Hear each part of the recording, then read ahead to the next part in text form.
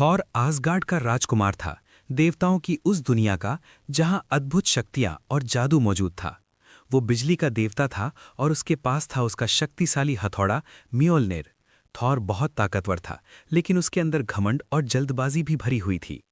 आसगार्ड के राजा ओडिन, जो थॉर के पिता थे, चाहते थे कि थॉर एक अच्छा राजा बने, लेकिन थॉर को सिर्फ युद्ध और जीत पसंद थी।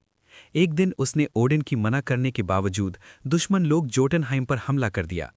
इस गलती से पूरे ब्रह्मांड में युद्ध का खतरा पैदा हो गया। ओडिन थॉर के व्यवहार से बहुत नाराज हो गए।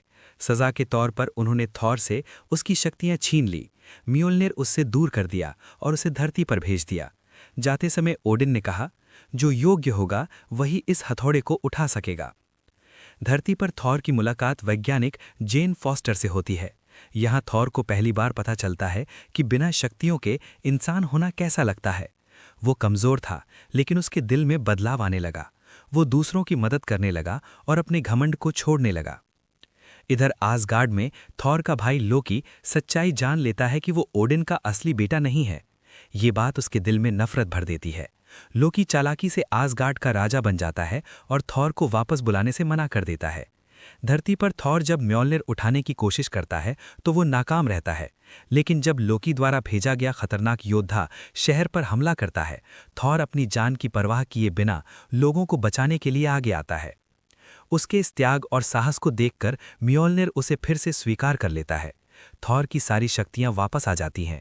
वो फिर से बिजली का देवता बन जाता है। थॉर आसगार्ड लौटता है और लोकी से भिड़ जाता है। दोनों भाइयों के बीच जबरदस्त युद्ध होता है। अंत में ओडिन जाग जाते हैं और युद्ध रुकता है। लोकी खुद को खोया हुआ महसूस करता है और गिरकर गायब हो जाता है। कहानी के अंत में थॉर अब पहले जैसा घमंडी योद्धा नहीं रहता।